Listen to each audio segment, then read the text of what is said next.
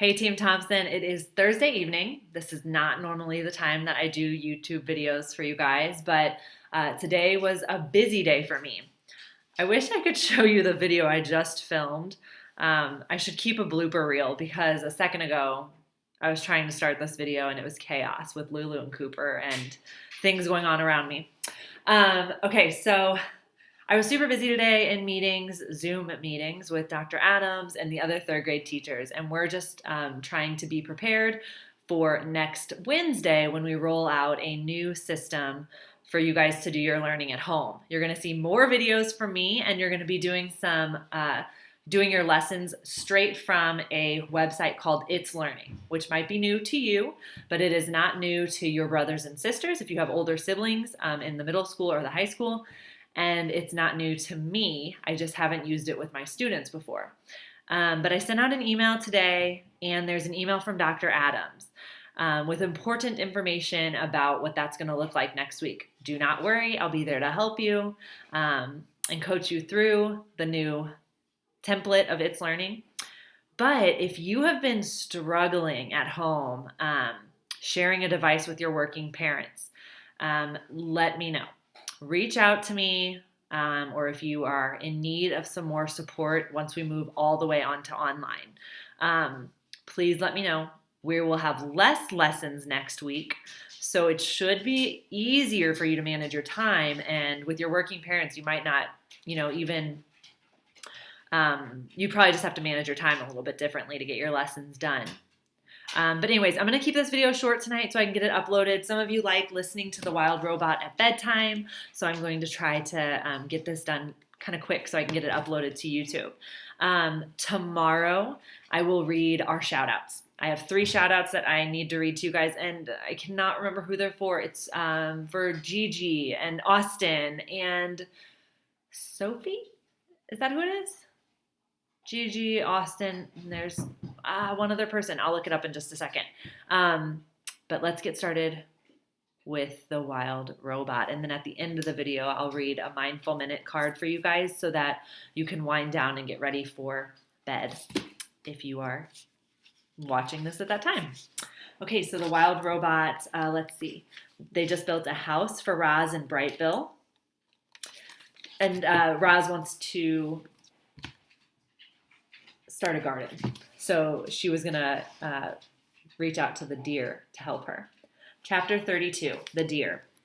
The deer family did not run from the sound of snapping twigs and crunching leaves. They had heard all about Roz and Brightbill, and they knew there was nothing to fear. Crown Point stood before his doe and his 3 spotted fawns, and the family watched as the robot approached with the gosling on her shoulder. Hello, dear. My name is Roz, and this is Brightbill. We are looking for a doe named Tawny. Crown Point moved aside, and the doe silently stepped forward. Mr. Beaver helped us build a lodge, said Roz, and he thought you might help us grow a garden. Mr. Beaver helped you? Came Tawny's gentle voice. You must have done something for the beavers. I brought them freshly cut trees, said Roz. Tawny looked at Crown Point and the buck slowly nodded. I will help you grow a garden, said the doe to the robot, if you will let my family eat from it. The robot nodded in agreement, and then she quietly led Tawny back to the nest. Chapter 33, the garden. After inspecting the grounds, Tawny asked Roz to remove all the dried brambles and weeds and leaves from the garden area. She asked her burrowing friends, the moles, the groundhogs, to dig through the dirt and loosen the soil.